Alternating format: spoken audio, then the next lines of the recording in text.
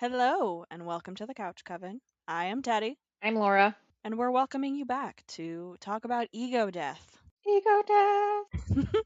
It's a concept I've actually explained to two people today because I'm currently staying with my parents and neither of them knew what it was. So it was kind of fun. It was a good exercise on learning how to explain this without sounding too heady and being able to mince apart the philosophies in a way that related to their personal experiences and their perspectives. How did they receive it? My mom and our discussion was a little bit deeper. My dad was like, I don't know what that is. It's like we know. And then I really just parsed it down. I was like, basically, it's just not being self centered anymore. No can do. Yeah, and that seemed to at least register in understanding. So, hello to everyone who is returning, and hello to anyone who might be new. What we like to do at the beginning of every episode is either pull a tarot card. Laura meditates and often receives symbols, signs, messages. Today, we're going to be talking about some of those as well. I'm visiting my parents, and I did not bring a tarot deck with me, so what I am using is astrology.com. They have a free little pull a tarot card, so I'm just going to pick one.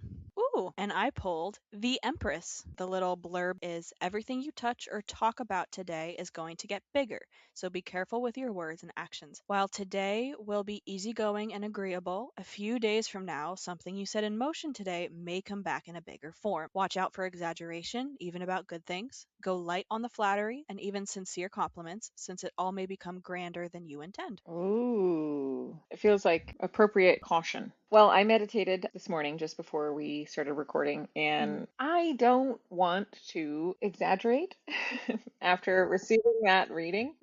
I will say my meditation left me feeling a little ominous.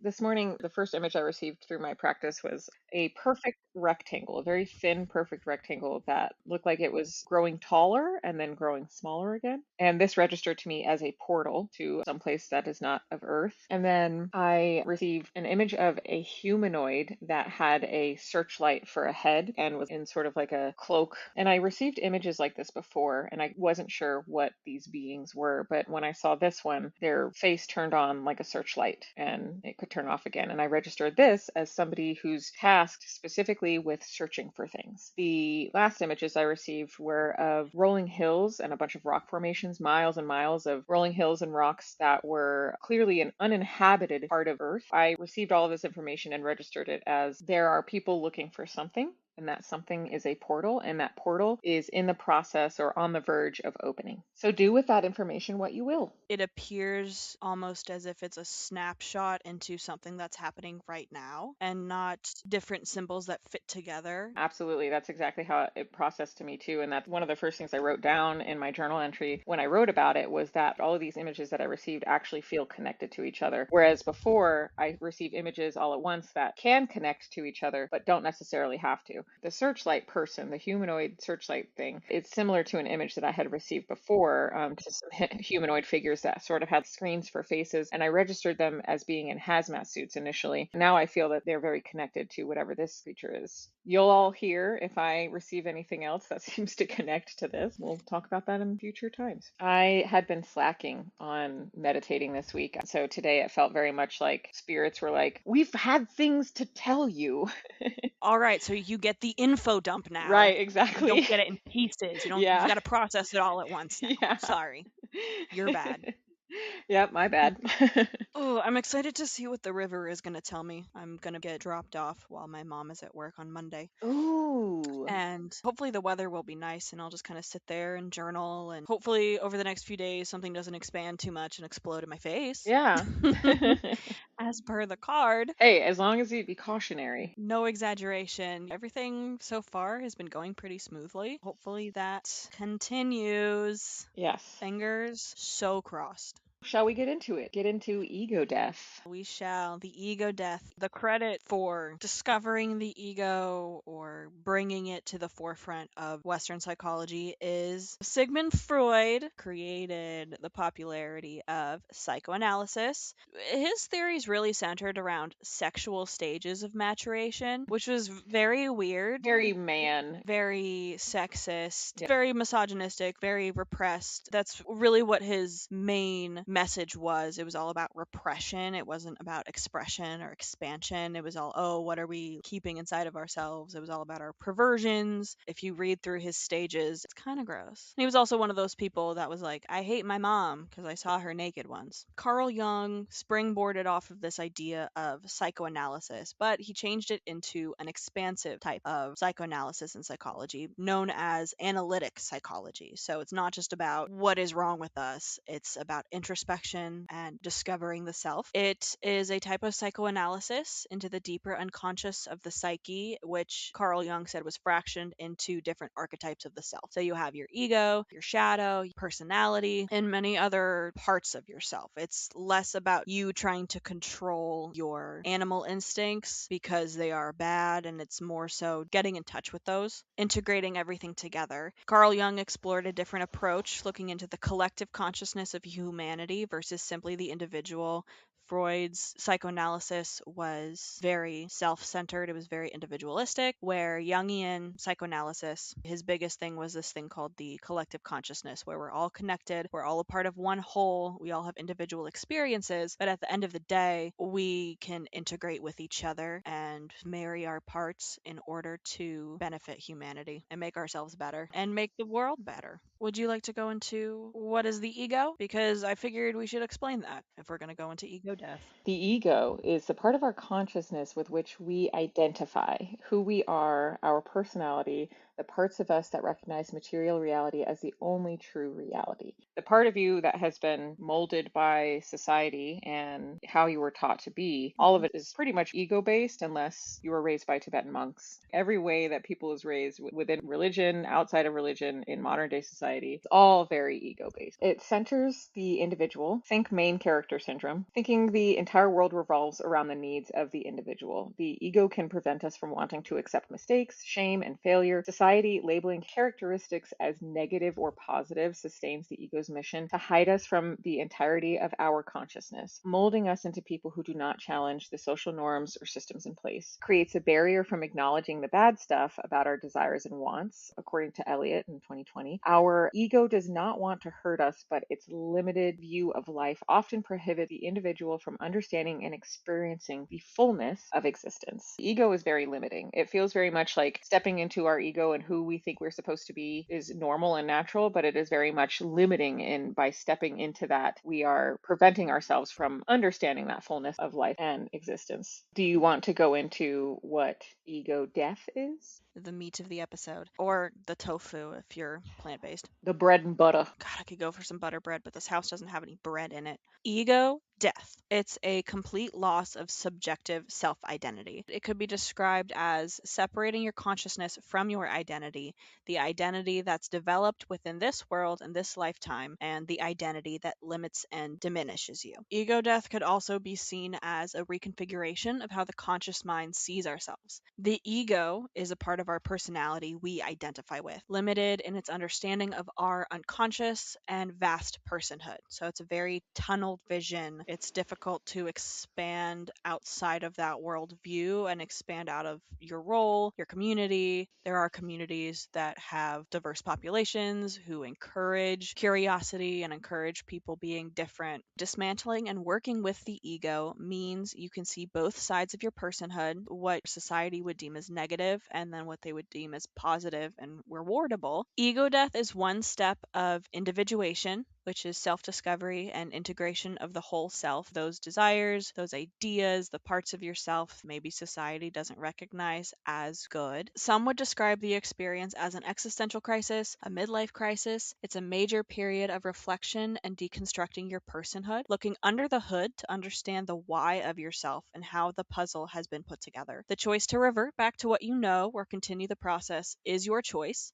And it's always your choice. If an individual starting to go down this path and they decide that it's too scary and it's too uncomfortable and they don't want to do it, you don't have to do it. I personally would encourage everybody to be introspective, see and question why they think and why they feel these ways and where they're coming from. It really just helps you better understand yourself, and it helps you better understand the people around you, because if you Hmm. understand your motivations, you can better understand others' motivations because you're coming from a place of empathy and understanding versus conflict. People who grow up in abuse and end up going to therapy and subsequently end up sort of working on their ego and like acknowledging those things, I think it's because when you grow up in abuse, especially people who grow up in households where they're not given support from their parents or they're put down a lot, it feels like growing up, you're constantly given a mirror and told, look how bad you are. Growing up in that, and you're forced to just look in this mirror and be like, look how bad you are. Look how bad you are. Why can't you be Mhm. better? And then when you really get down to it, start doing the work. There's nothing wrong with this mirror. There's nothing wrong with my reflection. There's nothing wrong with who I Mhm. am inherently. It is all based on what has been taught and perpetuated, how we absorb these egos from everything outside. As funny as it sounds, the people who are told they are bad are the people who tend to make themselves better. They're constantly forced to reflect because those other people are projecting. They're projecting their egos, and that causes other people to kill their egos. It also leads to narcissistic tendencies and more oppression and staying in our assigned roles in society, and especially things like gender roles in this patriarchal world we live in, so that we don't question anything. And so we don't try and change the status quo and create conflict, because then we can't be controlled Hmm. if we're thinking for ourselves and deciding that we are deeper than what the surface level of society tells us we need to be in order to be robots. Snap, snap, snap. Snap, snap, snap. I definitely relate to being shown a mirror and being told who I am experience. I feel like I've gone through multiple ego deaths throughout my 3 decades, which is a lot. Well, your dad's in his 70s and he doesn't know what ego death is. I think you're pretty early compared to some. I get a lot of people in their 60s and early 70s, especially when I work with older people, and I talk to them and they go, "Man, I'm just figuring that out. That's really awesome for you." And I go, "Yeah, it strokes my ego." Yeah, I'm here because of the trauma. I had one coworker tell me, he's like, usually in my experience, the chillest people are the people who have really gone through it. A lot of ego deaths around my identity, around ideas and concepts that were viewed negatively and taught to be negative in my upbringing. Understanding there was more to my experience than just surface ideas from others and the beliefs that I had formed into my self identification. So I had to go into my own beliefs, my motivations for those beliefs, why I believed them, what about them made me uncomfortable, what about them felt familiar, what about them comforted me, what I wanted to keep, what I wanted to let go. I explored the mental roadblocks that my established sense of self created in order to protect me from what my ego thought was detrimental. So a lot of that is self protection. And it can also be your nervous system saying, this is what we're used to, this is what safe is, and then rewiring that and working with it to tell it, no, it's not okay. We can recalibrate ourselves. A big part of it was understanding that I could hold multiple perspectives within my opinions and acknowledge how keeping myself from supposedly deviant beliefs was my ego's way of shielding me from the suffering it believed I would encounter when exploring these things. So that's a big part of it. Your ego thinks that it's right. Going against that can bring up a lot of things. It can bring up a lot of shame. It can bring up resentment, bitterness, self doubt. And it's okay to feel those things and question them and go through them and ask yourself why you are feeling those things and what Hmm. those maybe nurtured expectations. Yeah. You been through an ego death or two? Oh, yeah. Some of my experiences are related, very similar to yours, being shown this mirror and told who I am, and that basically growing up believing that I am the scum of the earth. I deserve the absolute least. And then realizing that I had this contradiction where I was the Mhm. worst, but there had to be other people on my level, right? There had to be other people on my level, but everybody else was above me. So it was just me bending over backwards constantly for other Mhm. people and then acknowledging, wait, aren't there other people that are as low as me? Like, aren't there other untouchables in American society? You know what I mean? And then acknowledging, oh no, I was taught to believe this. There's no truth to this at all. I was just taught to believe it. I think the hardest thing about it was acknowledging in therapy the reason that I was treated this way was because my parents were treated that way growing up. And that's what they thought was normal and okay. That's how you raise people, is by like being like, hey, you're scum of the earth and you have to do everything for other people and you have to bend over backwards and you also have to prove yourself. And when you are successful, we're still not going to be excited for you because it's an expectation. And that was a really weird thing too about acknowledging my ego. I couldn't be excited for myself when I accomplished things because it was an expectation. And so as much as I desperately wanted to feel excitement, just wasn't there. If I would accomplish something, people would often be like, "Oh, aren't you happy? Like, aren't you excited about that? Don't you want to celebrate?" It didn't occur to me to celebrate anything like this. And then to like acknowledge I had been operating as if my ego didn't matter, but I still had one. So I was repairing that ego in therapy and then acknowledging, like, oh, yeah, it's nice that I love myself now, or like expect that I can accept things that people who I used to think deserved more than me, like I can accept those things. I deserve more than what I believed in. Now I have to prevent myself from that ego actually like taking over and being like, I'm all powerful, but Hmm. also acknowledging we are all powerful beings, but it has nothing to do with ego. Like so many little facets that I experience, like acknowledging my ego, acknowledging how it was growing up, acknowledging how it was as I was healing in therapy, acknowledging how it was once I kind of reconnected to like the spiritual world. Ego only ever serves us within the false society that we created around patriarchy, what we deem as success. So ego deaths were really weird for me throughout my life because it was like at first I wasn't allowed to have an ego. It was like you're scum, and then it was like you're allowed to exist the way that everybody else does. Very back and forth throughout my life. It's very back and forth. It's finding the balance and the use of the different parts of your psyche and why they're there. Because you have different parts of yourself, and they're all there to help you, protect you in some way, even if you don't understand why, and even if it seems detrimental. Giving into destructive coping mechanisms and maladaptive behaviors, not healthy. You have to look under the surface of the motivation. Is it about Yeah. control? Is it about bodily autonomy? Is it about seeking the affection and attention you didn't receive because you were neglected? Judging yourself for your maladaptive coping mechanisms. It's not the path forward. You can use compassion on yourself and still choose to change those things and be better and heal. Such a hard part is acknowledging when you do realize that you want to grow and change is not holding all of this shame around it for being that way. This is the way I don't want to be anymore. And these are ways that I can move forward, and not being like, God, you're such a piece of shit. I can't believe you've been like this whole time. We talked about this in our shame episode. That's the biggest thing that prevents people from being able to face that hard work and being able to move towards that ego death, process some of the things that they experience in life, is because people are too afraid to acknowledge when they've done something wrong because that shame is way too painful. We're allowed to release that shame so that we can grow. Something you had mentioned that reminded me of what has helped me with my ego death was cognitive behavioral therapy. Stopping in the moment and being like, is this driven Mhm. from logic? Is this driven from ego? Is this driven from trauma? So that has really helped me.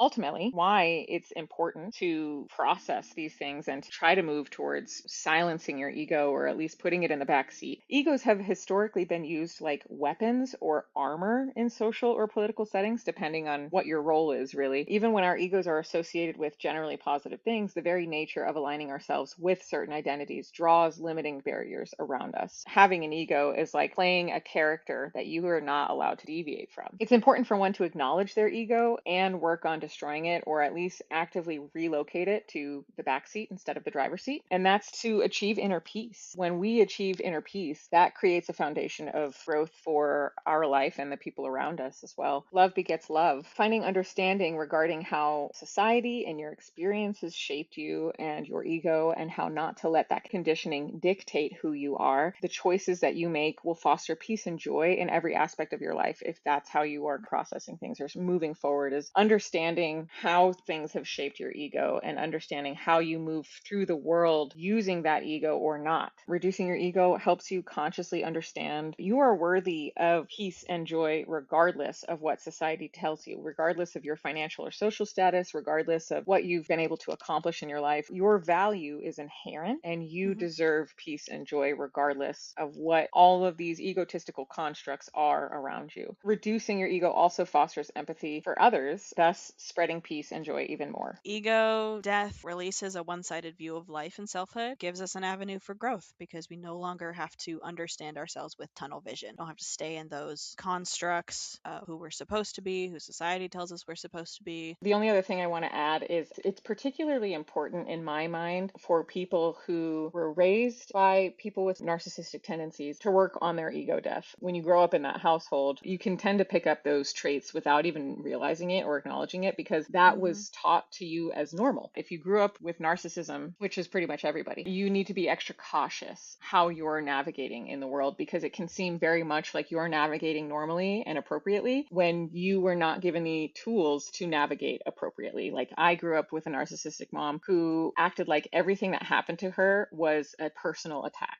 She got a flat tire and it was, oh, woe is me. Why does God hate me? What is wrong with the world? Why can't I find joy and peace? No, that's just a flat tire that happens. Having the understanding that like how you are raised directly affects the person that you become, you can gain tendencies and traits of those personality disorders, even if you may never be diagnosed with those things. Being extra cognizant of what you're absorbing and knowing what you need to release once you're ready to start processing that ego death. Taking responsibility for the actions that you've taken. I know I've had to come to terms with actions that I've taken and experiences that I've had that were also influenced by my actions and my narcissistic tendencies because I was Mm-hmm. raised by someone who's has quite a bit of narcissism in themselves. I was raised with the idea of everything's a personal attack, but Mm-hmm. also the other side of that where I shouldn't complain about suffering. I should give myself to others so that they don't suffer as much. That's another really weird thing about being raised in narcissistic environments, or Mhm. probably being raised in a lot of religious environments, is being told you shouldn't complain about things, which I agree to an extent. Sure, maybe you shouldn't be complaining about everything in your life.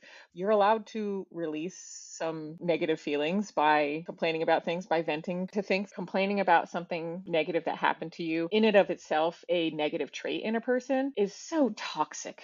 You shut off a facet of your emotions, and then those get labeled as bad. It's wrong of you to experience them. There's Hmm. something inherently wrong with you. You're allowed to complain. That's what I tell everybody in my life now. I'm like, they're like, oh, I'm sorry, I'm complaining. If it gets to a point where it's a lot, it's shifting blame onto somebody else. Okay, you have gone over this over and over and over and over. Are you still just processing it? Do you just want to stay miserable? What are we doing here? Because I complain. My tendency is to try and give solutions or my thoughts and opinions just because that's how I communicate. We have to look at each other and go, I don't want a solution. I just need to vent. But with the unspoken nuance, we are aware of our responsibility in the situation and how we affect it and our energy, not trying to shift blame. The phrase that I heard a long time ago that has always stuck with me: your first response to things is usually your taught response, and your second response is your more natural response. That has actually helped me minimize when something goes wrong in my life and I like need to vent about it. Sometimes that period of, oh, woe is me, this sucked, when I was younger, that period would last longer than I wanted it to.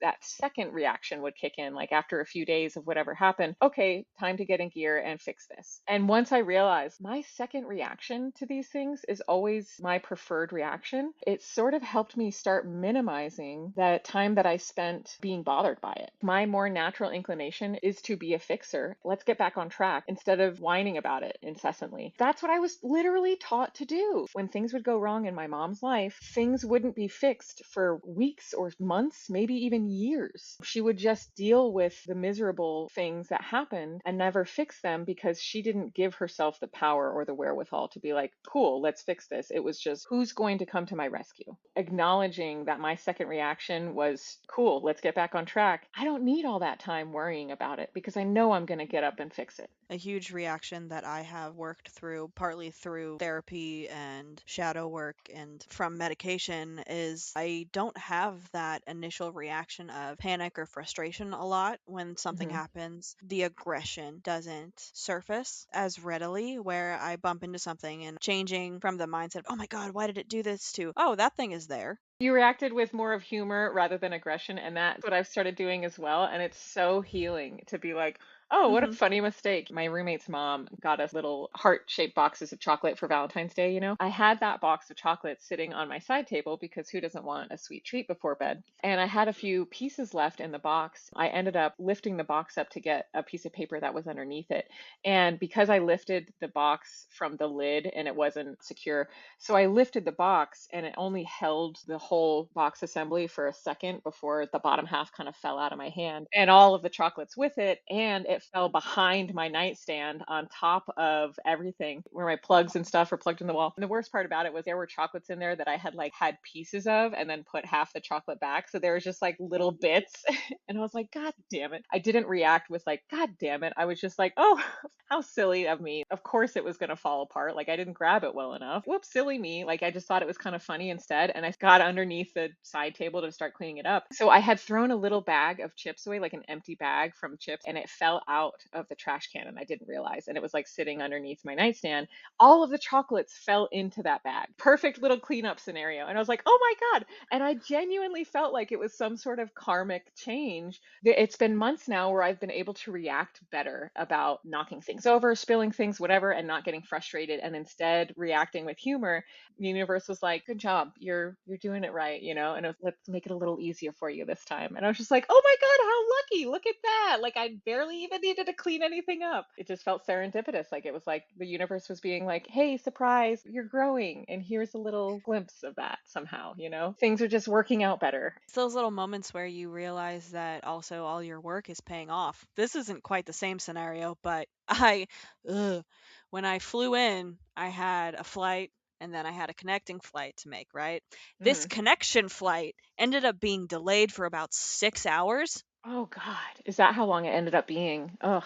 It was a journey. I was frustrated, I was tired, I was hungry. There wasn't a whole lot of communication Mm-hmm. about what was going on. There was one issue, and then there was another issue, and then we weren't sure what was going on, Mm-hmm. and then there was another issue, and then something else happened. And a lot of it was very up in the air. There was no solid understanding of what's happening. We were told, they were doing everything they could to not cancel the flight. If it was going to get canceled, they would let us know. I was about ready to get on a bus and go home. And I went, listen, if this gets canceled, I'm not making the trip. I'm getting my refund and they're sending me back to Denver. I decided not to scroll at all on this trip. Honestly, I spent a lot of time just looking out the window and watching what was going on. And I saw this little quarter. This little guy was just going. And it cracked me up. There were parts of it that I just started to find humorous. This is the universe sending me a message. I wasn't sitting there getting super frustrated and anxious, and I wasn't letting it consume me. Well, if it's going to work out, it's going to work out. And if it doesn't, it doesn't. There was one guy who really was not having a great time.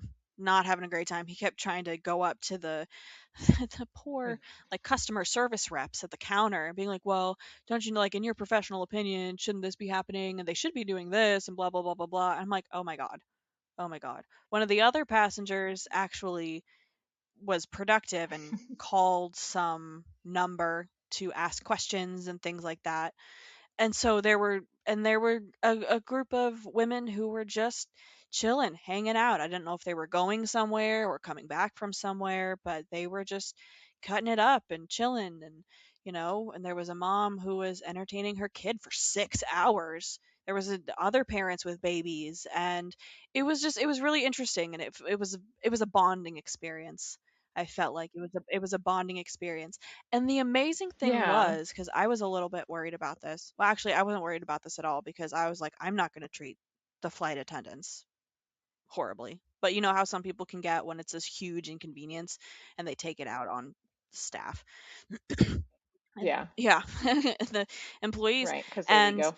the and the flight attendants, the guy in the back who I was listening to have conversations with other passengers, actually said something about how they were going on like a 13-14 hour day because of this delay. They were working over a 12-hour shift.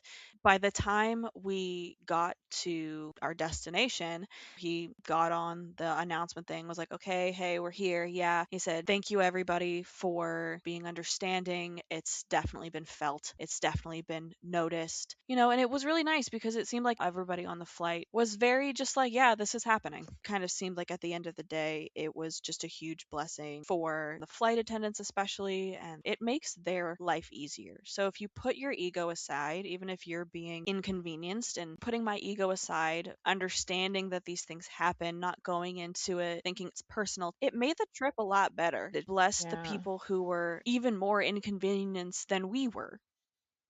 Like we were inconvenienced, but if someone tells me that they're already Right. working a Yeah. 13-hour shift because of this delay, I immediately go, I'm not the one suffering here. Right. And also acknowledging that they're Yeah. not the ones at fault. Like this is a systemic issue. Like this is a lot of these delays are related to, Mhm. governmental Mhm. things relating to TSA and things like that. And so it has nothing to do with any of the employees, any of the airline employees on that No. actual plane. It has nothing to do with them. They're not at fault at all. And so having that wherewithal, and then also, I just love Mhm. that showing it is a systemic issue. That problem was a systemic issue. It was not related to a particular person. However, everybody had the wherewithal, it seems, or at least most people had the wherewithal to understand this is a system issue that cannot be fixed in a second. Like we just have to deal with Mhm. this. I'm just pointing that out because it shows there is a messed up system that Mhm. humanity still has the ability to move through it with a sense of understanding and peace and calm and respect for each other. Considering that there are so many systemic issues around the world today, we still all have the power to work together and make it easier and smoother for everyone. We can actually make changes because if we're all constantly fighting with each other, then that doesn't help anything. What am I supposed to do about it? Have you seen that video of a cheer competition where the music goes out? No, I haven't. So this is just to say that like because of worldly systems are and how everything's very patriarchal, I do believe that women have an easier time with ego death than men and with treating each other as equals. There's this video that's been going around of this huge competition. There's thousands and thousands of people in the stands and there Mhm. is a cheer squad doing their routine and their music cuts out in the first few seconds. Quite literally within less than 4 seconds, the Mhm. entirety of all the other cheer squads in the stands and all of the onlookers, and most of them women, the entire crowd is counting 1, 3, 5, 7, 1, 3, 5, 7, so they can continue their routine without a hiccup. Literally just talking about it is giving me chills. Oh, that's giving me chills and it makes me want to cry. That's incredible. Every time I see a video, I cry. It just shows how much power we have as people and how we can lift each other up and work together as one organism. I love it so, so much. And it's just a reminder that we as a humanity have the power to be that way on large scale things. Community makes us stronger. And oh my God, I'm going to be crying about that for the rest of the day. That's so incredible. It's so fast that they jump in and are able to keep it going for the group. It's so cool. It's beautiful. We have the capability to do that, and it really, really helps. We can do those things so much easier and operate that way in society so much better without our egos. What's crazy is you think about all of the male dominated sports, you constantly hear, oh, so and so's cheating. No offense, you don't hear a lot of that shit from women's sports. You hear about so much more sportsmanship, so much more camaraderie. And of course, that competitive spirit still exists in women's sports. There's so much less egotistical hate being perpetuated. Yeah, like the way they dominated in Yeah. the Winter Olympics. And I've been Yeah. seeing a lot of videos on TikTok of female hockey players who are, you know what? I'm just going to say hockey players because men hockey players are, why not refer to them as the men's league? Anyway, Yeah, they, there's they, hockey, there's hockey players and then there's male hockey players, right? yeah. There's the men's league and then there's hockey.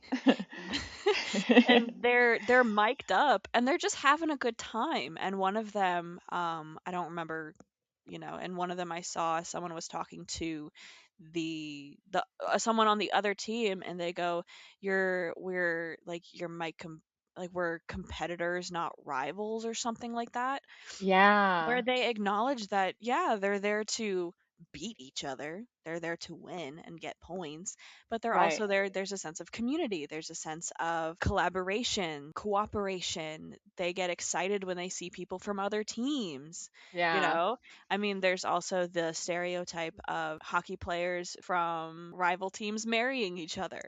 Yeah. We love lesbians. There are women from the Miss Universe pageant that married each other. And I love that so much. The other part of toxic egos in our society, not only do you have to be a man, but you have to be a white man. And not only do you have to Hmm. be a white man, you have to be a tall white man. And not only do you have to be a tall white man, you have to be a tall white man who doesn't have needs. You have to be a tall white man that is able bodied, not overweight. That is where you gain the highest amount of respect in society. Economic status, social status, because if you're tall and white and blue collar and live in the trailer park, you're not going to have the same privilege as somebody who's tall and white and lives in suburbia and has a minivan and three kids.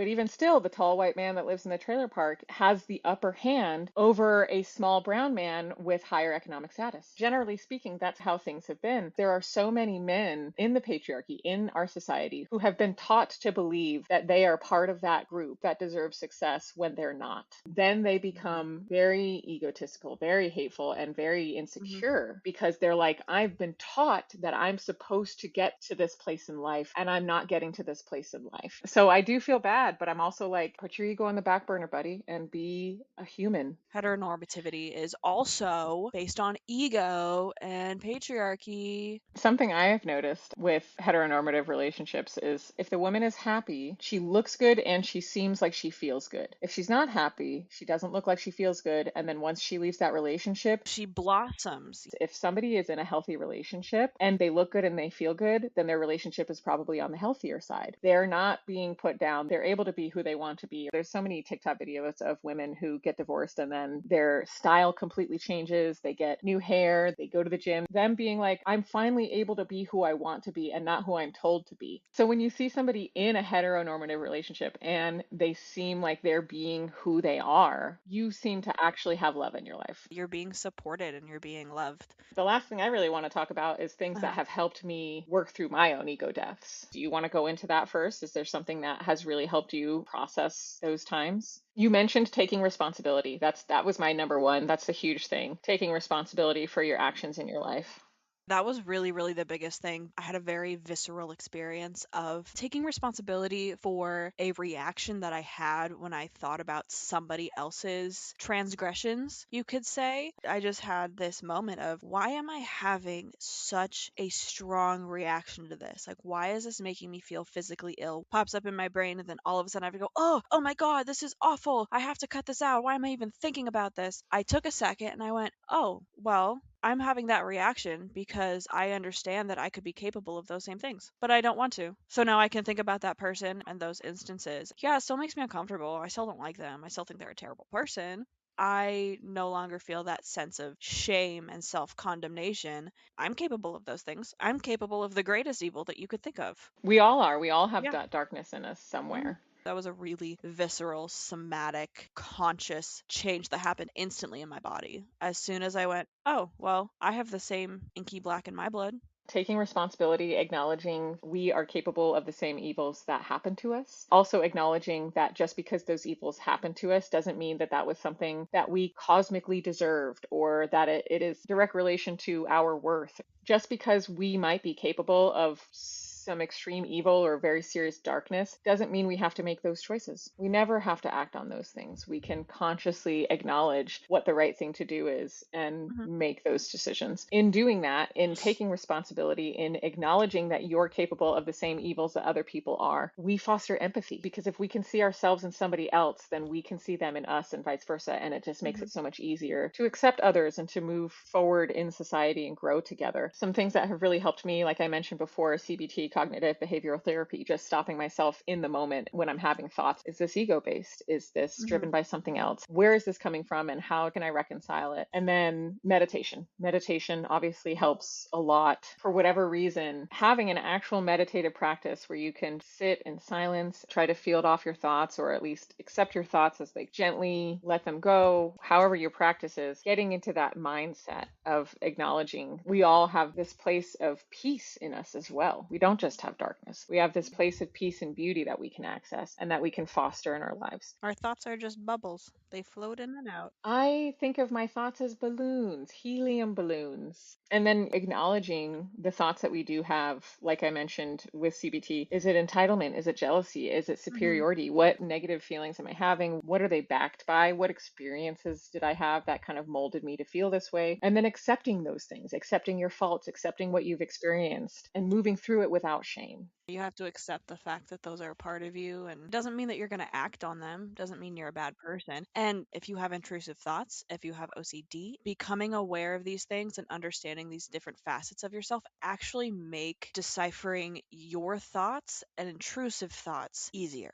I've found that in myself. I have intrusive thoughts. And after having done a lot of this work, breaking down my ego and breaking down my sense of self and really understanding and acknowledging how I work, it makes it a lot easier easier to say, oh, that was an intrusive thought. It wasn't fun to have. It sucked, but that was an intrusive thought. I can say, okay, cool. Thank you, brain. I'm not going to think about that anymore. That's not something for me to feel shame and horribleness about. Oh my gosh, I can't believe I had this thought. That is awful. I'm disgusting. Anything like that. It just goes, that wasn't the most pleasant thing to think. I know that I am not actively trying to harm somebody, harm myself, etc. It's just kind of floating around in there. Don't appreciate that. Go away. It floats off. Or for me, I'll have that thought and go, okay, in the likelihood of the scenario actually possibly happening in reality, how would I actually feel? They've kind of picked up since I've been home. I sit there and I go, okay, actually think about this. Push past the, oh my God, this is nasty. And it's okay to think about it. It's okay to introspect about it and kind of break it down into its elements. Like, would I actually do this? Typically, it's the opposite of what the intrusive thought is. I have that same experience. And with intrusive thoughts, it's gotten better because I've been working on it. But I've been doing the same thing that you've been doing with those intrusive thoughts, with my intrusive thoughts, as well as my maladaptive daydreaming, because my maladaptive daydreaming may as well be intrusive thoughts. It feels very much like I don't have control over those things initially. And then I Mhm. find myself like literally in a daydream just for several minutes about something that has not even happened, or something that had happened many years ago that I'm imagining going differently. And then in the middle of the thought, I'll be like, I do not need to have this daydream right now. This does not serve me. And then I can move on. My maladaptive daydreaming, I feel like I used to be a slave to it. It was just all day long. I was imagining scenarios of what would go wrong in this situation, or this abusive thing that happened to me when I was a kid. What if this had happened differently? If I had the chance to tell this person this thing in this argument, I would redo it this way all day long. And now when those thoughts come up, I'm able to be like, this doesn't serve me. And I let it go. Why am I rehashing this and getting myself all stressed out when it just goes, oh, well, yeah, that really sucked, but I'm not in it now and I'm not going to let that happen again.